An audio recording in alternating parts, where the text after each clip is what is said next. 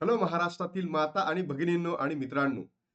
महाराष्ट्रामध्ये जे सावित्रीबाई फुले होऊन गेल्या त्यांच्या नावाने एक सुंदरशी योजना सुरू झालेली आहे. ही योजना अगोदर सुद्धा होती, पण आता याचं नाव चेंज करून क्रांतीज्योती सावित्रीबाई फुले बाल संगोपन योजना असं ठेवण्यात आलेलं आहे. आणि त्याच्या माध्यमातून जेही अनाथ मुलं असतील किंवा एकल मुले असतील, त्या मुलांना 2250 रुपये आता अनुदान मिळणार आहे दर महिन्याला. तर तुमच्या आजूबाजूला कोणीही असा बालक असेल, तर त्या बालकाशी संपर्क साधा आणि त्याच्या माध्यमातून त्या बालकाला ही योजनाचा लाभ घ्यायला काय करा, पुढे आणा. कारण याच्या माध्यमातून त्या मुलांचे जे शिक्षण आहे, त्याचा जो खर्च आहे तो निघू शकतो. मग या योजनेअंतर्गत कोणते कागदपत्र लागतात, कोणते निकष लागतात, हा फॉर्म कसा भरायचा आहे, कुठे सबमिट करायचा आहे, त्याच्यानंतर काय प्रोसिजर असणार आहे, हे सगळंच मी तुम्हाला या व्हिडिओच्या माध्यमातून सांगणार आहे. तर व्हिडिओला शेवटपर्यंत नक्की बघा.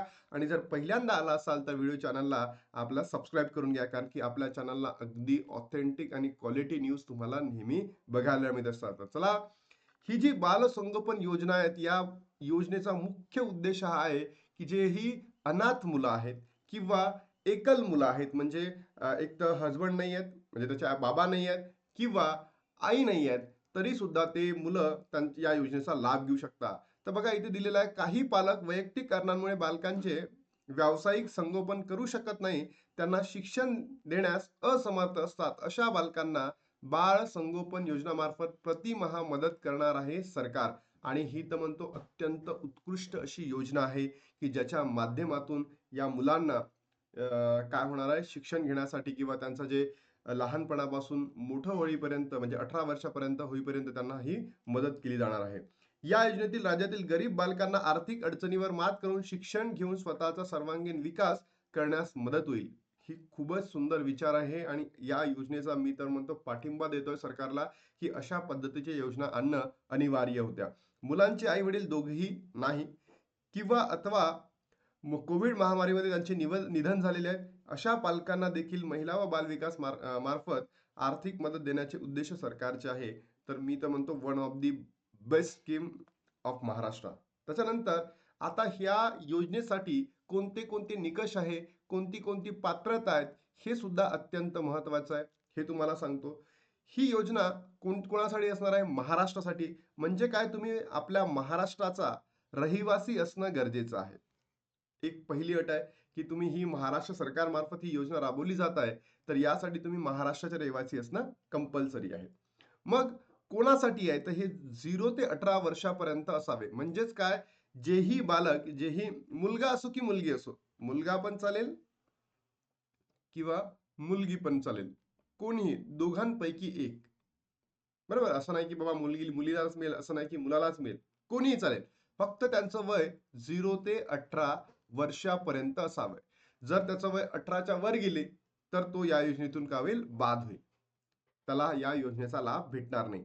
मग काय असतील, तर बघा, जे बालक अनाथ असतील, म्हणजे त्यांना आई वडील नाहीये, बेघर असतील, त्यांना सुद्धा नाहीये, त्यांना सुद्धा मिळेल. आई वडिलांचा घटस्फोट झाला असेल, म्हणजे काय, समजा मुलं आई सोबत राहत आहे, वडील राहत नाही, वडिलांनी घटस्फोट घेतलाय, त्या मुलांना सुद्धा मिळेल. किंवा ते मुलं, आईची डेथ झाली आहे, फक्त बाबासोबत राहत आहे, तर तरी सुद्धा मिळतील. बरोबर.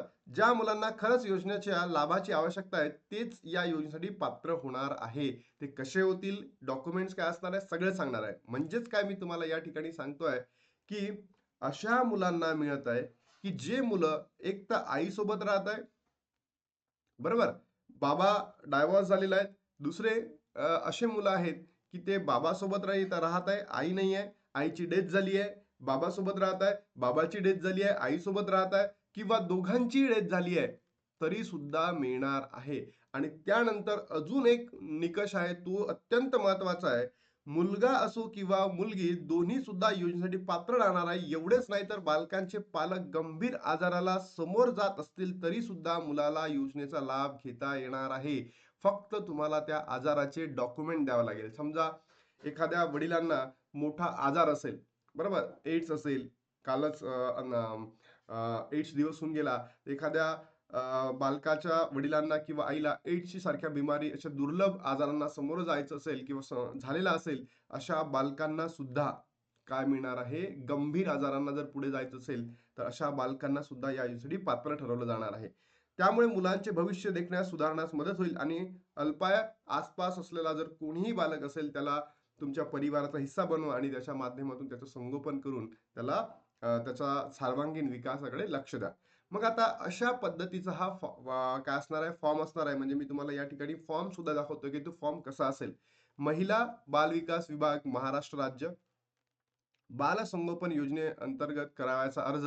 हा अर्ज मी कमेंट बॉक्समध्ये सुद्धा दाखवून देतो किंवा डिस्क्रिप्शन बॉक्समध्ये सुद्धा टाकून देतो. तत्पूर्वी हा जर अर्ज तुम्हाला पाहिजे असेल तर तुम्ही नक्की कमेंट बॉक्समध्ये कमेंट करा. मी तुम्हाला तो लगेच पाठवून देतो. आणि त्याच्यानंतर तुम्हाला हा फॉर्म कुठे भेटू शकतो, इथून जर डाउनलोड नाही करायचा आहे तर मग कुठे भेटू शकतो त्याची सुद्धा मी तुम्हाला ती माहिती देतो. डोंट वरी. बरोबर, अशा पद्धतीचा तो फॉर्म असणार आहे. बघून घ्या. आणि या फॉर्मच्या खाली ना आवश्यक कागदपत्र दिले आहे की कोणते कोणते डॉक्युमेंट्स लागू शकतात. तर एक उत्पन्नाचा दाखला लागेल आणि तोही तहसीलदाराचा. तहसीलदाराचा काय लागेल, उत्पन्नाचा दाखला लागेल. त्यानंतर आई वडील व पाल्याचे आधार कार्ड लागणार आहे. समजा आई वडील असतील तर आई वडिलांचा आणि गंभीर आजाराला समजा असेल त्यांचे आधार कार्ड लागेल. वडिलांची डेथ झाली असेल तर त्यांचं लागणार नाही, फक्त आईचं लागेल. आईची डेथ झाली असेल तर वडिलांचं लागेल. डायव्होर्स झाला असेल तुम्ही ज्यांच्यासोबत राहताय त्यांचा लागेल. कुटुंबाचा एकत्रित फोटो असतील तर ठीक आहे, नसतील तरी चालेल, काही हरकत नाही. मुलाचे बोनाफाईड प्रमाणपत्र, जर मुलगा शिकत असेल बोनाफाईड सर्टिफिकेट, रहिवासी प्रमाणपत्र, आई वडिलांचे मृत्यू झाल्यास मृत्यू प्रमाणपत्र एक द्यायचं, आई वडिलांचे बँक पासबुक खाते, दिव्यांगत्व प्रमाणपत्र आणि इतर लागणारी कागदपत्रे हे तर सांगितली. अजून काही डॉक्युमेंट्स ऍड केलेली आहेत ते सुद्धा सांगतो बघा. बाळ संगोपनासाठी लागणारी कागदपत्रे, बालकाचे आधार कार्ड तर कंपल्सरीच आहे, पाहिजेच. पालकांचे आधार कार्ड, जे जिवंत आहे त्यांचं द्यायचं, दोघंही जिवंत असेल पण गंभीर आजाराला समज असेल दोघांचे दोघांचे आधार कार्ड लागतील आणि ते मेडिकल वाले सर्टिफिकेट वडिलांचे किंवा आईचे लागतील. पालकाचा पासपोर्ट साईज फोटो यस लावायचा आहे. राशन कार्ड सुद्धा लावलं तरी चालेल, काही हरकत नाही. बालकाचा जन्माचा दाखला, बरोबर, जो समजा तो त्याच्याकडे आता जन्म झालेला आहे आणि शाळेत सर्टिफिकेट नाही तर मग त्यावेळेस बालकाचा जन्माचा दाखला देऊ आपण. उत्पन्नाचा दाखला तहसीलदाराने दिलेला, बँकचे पासबुक, बरोबर, बँकचे पासबुक आई वडिलांचे द्यायचे आणि पालकाचे मृत्यू प्रमाणपत्र हे डॉक्युमेंट्स द्यायचे. आणि कुठे जायचं ते सुद्धा तुम्हाला सांगतो. पण एवढे डॉक्युमेंट्स घेऊन तुम्ही त्या विभागाला जा आणि तुम्हाला 100% काय करायचं आहे, या योजनेचा लाभ भेटणार आहे. मग बघा, कुठे जायचं आहे आणि कुठे अर्ज करायचा आहे सगळी माहिती देतोय. अर्ज कुठे करायचा आहे, महिला व बाल विकास विभाग, पंचायत समिती, म्हणजे तुम्हाला कुठे जायचं आहे, तालुका लेवलला जायचं आहे. आणि तालुका लेवलला गेल्यानंतर हे जे सीडीपीओ डिपार्टमेंट आहे, महिला व बाल विकास विभाग, या डिपार्टमेंट मध्ये जाऊन तुम्हाला बाल संगोपन योजनेचा अर्ज इथून घ्यायचा आहे. बरोबर, या ठिकाणी अर्ज घ्यायचा आहे. मग ही ऑनलाईन प्रोसिजर आहे का, नाही, ही सध्या ऑफलाईन प्रोसिजर आहे. ऑफलाईन म्हणजे तुम्हाला पंचायत समितीमध्ये जा आणि या ठिकाणी गेल्यानंतर बाल संगोपन योजनेचा अर्ज घ्यायचा आहे. आणि तिथेच तुम्हाला जसा मी तुम्हाला दाखवलेला आहे तशा पद्धतीचा तो अर्ज असेल. हा काही म्हणजे आता मी समजा पुण्यामधून आहे, मी यवतमाळमधून आहे म्हणजे विदर्भामधून आहे, तर वेगवेगळ्या डिपार्टमेंटमध्ये वेगवेगळ्या जिल्ह्यांमध्ये थोडासा मागे पुढे होऊ शकतो. पण अशाच पद्धतीचा तो कसणार आहे, अर्ज असणार आहे. जसा मी तुम्हाला दाखवला, तर तुम्ही ऑफलाईन मध्ये जाऊन कुठे पंचायत समितीमध्ये जाऊन तो अर्ज घ्या. तिथे तो अर्ज भरा आणि त्याच्यानंतर मी तुम्हाला सांगतोय, बालक पालक समितीसमोर समितीत हजर राहणे अनिवार्य आहे. म्हणजे काय, हा जेव्हा फॉर्म तुम्ही भरला, कुठे महिला व बाल विकास विभागाकडे दिला, काही असे असतात ना, काही चुकीच्या पद्धतीने लाभ घेण्याचा प्रयत्न करू शकतात काही बालके. बरोबर, आई वडील दोन्ही जिवंत आहे, दोन्ही व्यवस्थित कंडिशन मध्ये आहे आणि चुकीच्या पद्धतीने काय करू शकतात, लाभ घेण्याचा प्रयत्न करू शकतात. तर अशा वेळेस अशा लोकांसाठी काय ठेवण्यात आलंय, बालक पालक समितीसमोर त्यांना हजर राहणे अनिवार्य केलेले आहे, की जेणेकरून कोणीही चुकीच्या पद्धतीने अशा योजनांचा लाभ घेऊ नये यासाठी. म्हणून तर या योजनेमध्ये जेही मुलं किंवा मुली पात्र आहेत, बरोबर, जे एकल आहेत, ज्या मुलांना आई वडील नाही आहेत, अनाथ आहे, ज्या मुलांना आई वडील आहे पण आई वडिलांपैकी कोणीतरी गंभीर आजाराला समोर जात आहे किंवा दोघंही गंभीर आजाराला समोर जात आहे, अशा मुलांसाठी ही योजना आहे 0 to 18. तर प्लीज करून जेही तुमच्या आजूबाजूला मुलं असतील तर त्या मुलांना हा अर्ज भरायला पुढे करा. तुमच्या गावातील असतील, तुमच्या आजूबाजूचे असतील, तुम्ही त्या मुलांचे फॉर्म भरून द्या. कारण की त्या मुलांना ₹2,250 भेटणार आहे आणि यापेक्षा त्या मुलांसाठी राबणं किती 5-10 मिनिटाचं काम आहे. फॉर्म घेणं, फॉर्म भरून देणं, 3-4 पेजेसचा फॉर्म असेल भरून देणं आणि या योजनेमध्ये त्यांच्यासमोर सांगणं, की पालक समितीसमोर जे इन्फॉर्मेशन आहे सांगायची. बस दॅट्स इट.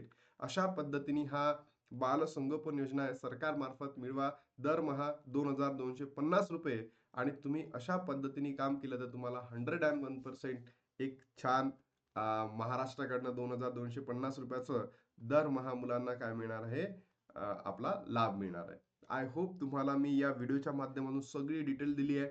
कुठे फॉर्म भरायचा आहे, कोणासमोर त्याचा अर्ज दाखल होईल, कुठून अर्ज घ्यायचा आहे, त्याच्यानंतर निकष काय होते, सगळीच माहिती मी तुम्हाला दिलेली आहे.